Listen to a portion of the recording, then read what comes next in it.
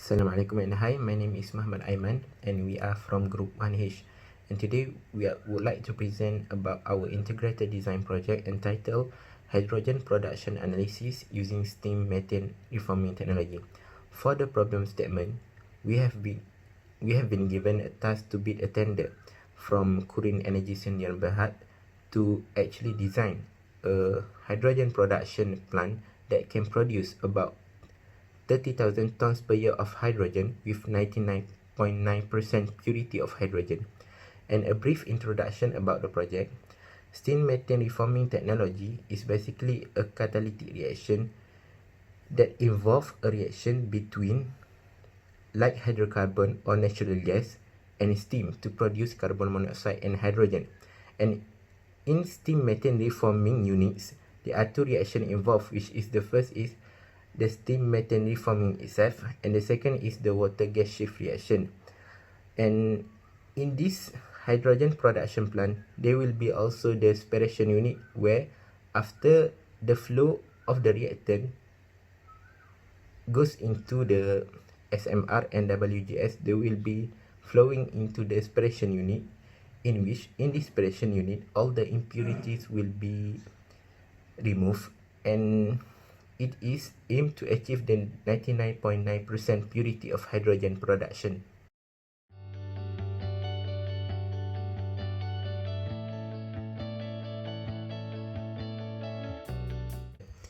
Okay, first of all, let's look at the type of reaction involved in steam methane reforming units. There are two reactions involved in steam methane reforming units, which are the first is the steam methane reformer reaction itself. The steam methane reforming is a catalytic process that involves the reaction between a light hydrocarbon or natural gas with steam to produce carbon monoxide and hydrogen. As you can see, the main equation for this reaction is highlighted, which is the methane will react with steam to produce carbon monoxide and hydrogen. The natural gas is mixed with steam at the temperature around 550 to 700 degrees Celsius at 1 bar. For the second reaction, which is the water gas shift reaction, it is exactly aimed to reduce the amount of carbon monoxide produced in these steam methane reforming units by converting it to carbon dioxide, because carbon monoxide is more dangerous than carbon dioxide if it is released to the environment. As we can see, the main equation for the water gas shift reaction is as highlighted. The carbon monoxide will react with the steam to produce carbon dioxide and also the hydrogen. Water gas shift reaction happen at two stages, which is at high temperature shift and also low temperature shift.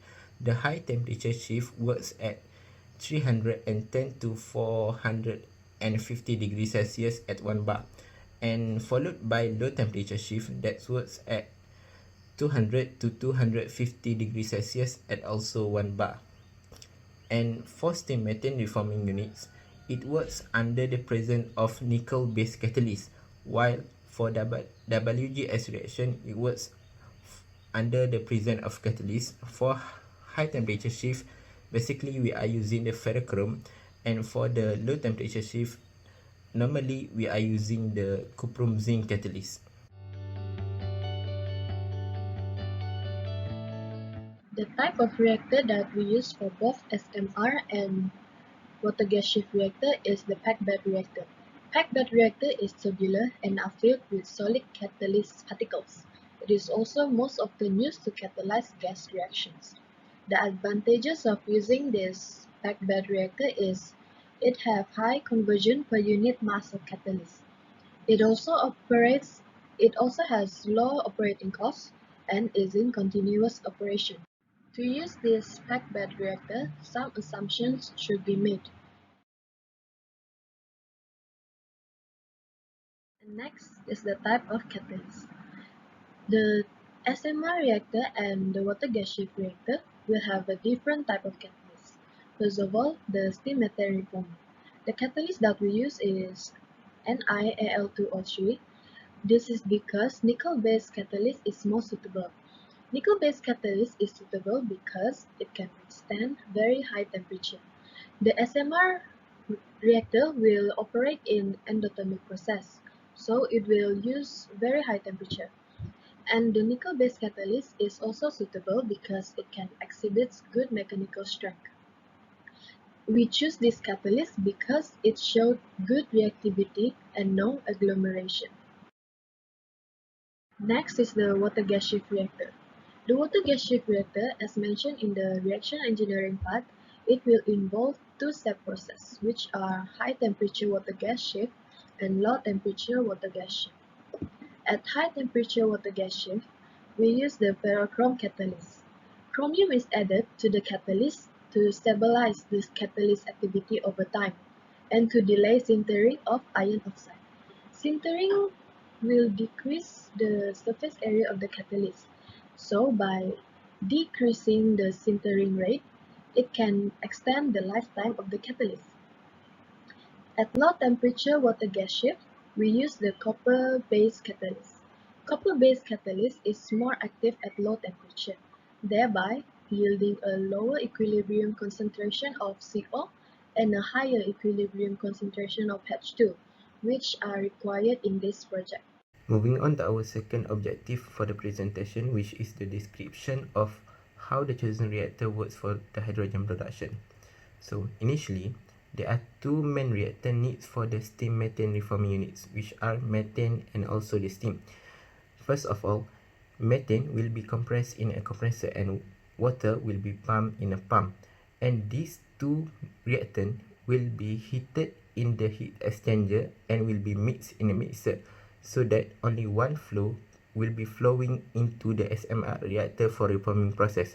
As you can see from the flowchart, the SMR reactor use external heating towards. After the reforming process, the flow will be directed towards the WGS reactor.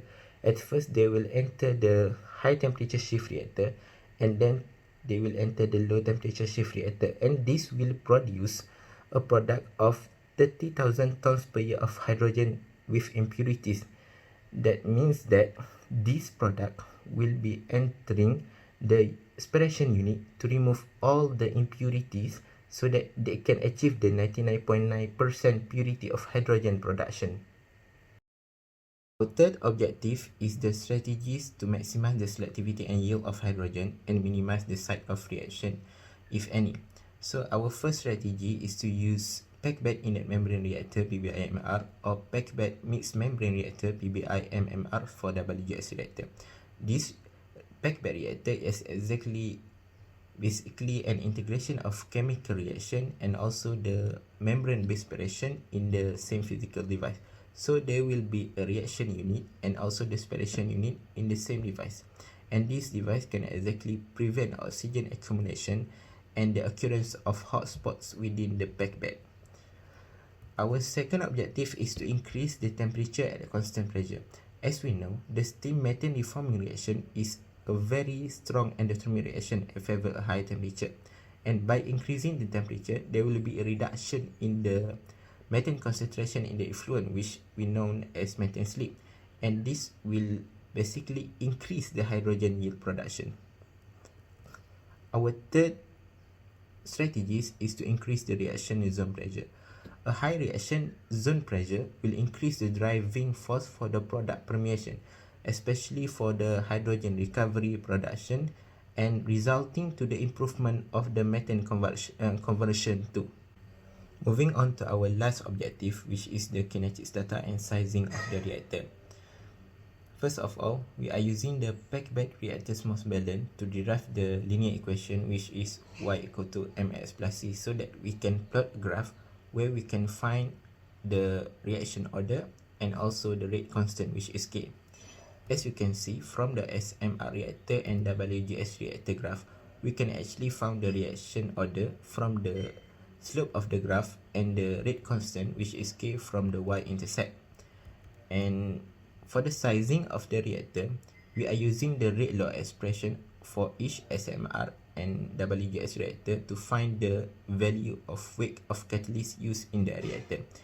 And for the SMR, it is found that the W the value of W is equal to 20.103 times 10 to the power of 3 kilogram catalyst meter cube per mole. And for WGS reactor, it is found that the value of W is equal to 849.11 kilogram catalyst meter cube per mole. This is the overall block diagram for our process. First, we will look at the steam methane reformer. The steam methane reformer, as mentioned in reaction engineering part, it will have 83 conversion of methane, and the table shown is the result obtained using manual calculation. Next is the water gas shift reactor. The water gas shift reactor will use 10% conversion of carbon monoxide.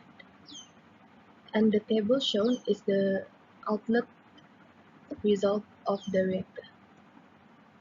The H2 will produce 1695 kg/mole per hour in this process. Next is the CO2 removal.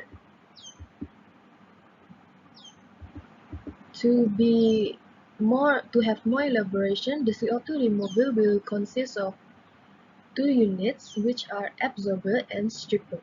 The absorber will have amine solvent inlet and also the S4 inlet, which is from the water gas shift reactor. And the stripper will release the stream 6, which will be connected to the adsorption reactor. Shown in the slide, it will be assumed 99% efficiency of CO2 removal. And lastly will be the pressure swing adsorption. At the pressure swing adsorption, we will assume 100% adsorption of water, which cause no water outlet, and 0.1% adsorption of hydrogen, and 99.9% adsorption of carbon monoxide, carbon dioxide, and methane. This is the final block diagram. The hydrogen production that is required in this project is 3,424.66 kg per hour. However, the hydrogen production that we obtain using the manual calculation is 3,421.29 kg per hour, which has 0.098% less than the required amount.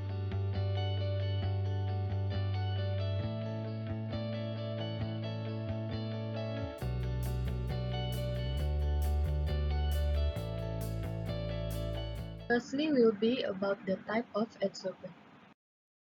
The adsorbent that we use in our pressure swing adsorption is the activated carbon as well as the zeolite. We use both because both of it can help what lack in each of the adsorbent. The activated carbon is used to separate methane and carbon dioxide, and it is also often used as adsorbent. It is also low cost, high porosity, and high adsorption capacity. For the zeolite, we use the zeolite because it can be used to separate carbon monoxide, and it also separates based on molecule size. Zeolite also provides long-term separation performance and high adsorption capacity, as well as have high surface area. Isotherm that we use is the Langmuir isotherm. When using this isotherm, some assumptions is made. The surface of adsorbent is uniform. The adsorbed molecule will not interact with each other. All adsorption also occurs with the same mechanism, and on the monolayer adsorption will occur at maximum adsorption. The Langmuir isotherm model is often used for adsorption from gas or liquid solution. To prove this isotherm, we will be plotting 1 over Q versus 1 over C. This is according to the formula above in the slide. If the graph plotted is in linear form, then it is proven that Langmuir isotherm is suitable for this process. Shown in the slide, this is the table that we obtained from a journal, and the graph that we plotted is also linear, so it can prove that the Langmuir isotherm is suitable. In order to achieve 99.9% of hydrogen production, the strategy is scale up the right size of adsorption unit using the previous calculations. Mass flow rate from the material balances part was converted to volumetric flow rate in order to find area, diameter and total packet height HT. Furthermore, some of the value also related to the isotherm chosen, which is Langmuir isotherm. Next, the value of total time and breakpoint time is taken from references, and then height of used and unused pad is calculated using the formula taught in class. By assuming that new total height is 8 meter, which is taken from references, the height of bed used is 7.92 meter, while height of unused bed, or called as mass transfer zone MTZ, is 0.08 meter. The conclusion is the proposed type of reactor, which is packet bed reactor, is suitable for both steam methane reactor and water gas shift unit due to its higher conversion per weight of catalyst compared to other catalytic reactor. As for adsorption, pressure swing adsorption system was chosen along with combination of zeolite and activated carbon as the adsorbent. Other than that, we also able to come out with a reasonable design for the adsorption unit and have 4 columns to achieve optimum yield by doing adsorption and desorption process simultaneously. Last but not least, for future recommendations, the conversion of methane and carbon monoxide could be increased to yield more product, as well as to decrease the amount of toxic component released. As for the adsorption, considering other combination of adsorbent might help to boost the amount of pure hydrogen yield. We have completed our integrated project January 2020 semester. This project requires us to understand and to be able to apply knowledge obtained from separation process 2 and reaction engineering 1. We were able to learn how to analyze and solve the problem given with more alternative ways and design a suitable parameter. This project also encouraged teamwork between members as the solution to the problem is related to both the subjects mentioned. Other than teamwork, we also learn to realize the importance of every section. This is because, as mentioned above, every solution is related. If one part is delayed, another part of the problem will be also delayed. To avoid this, we make sure the most critical part should be done first. Besides that, this project also provides us the insight of chemical engineering field. Thus, it is very meaningful integrated project for us.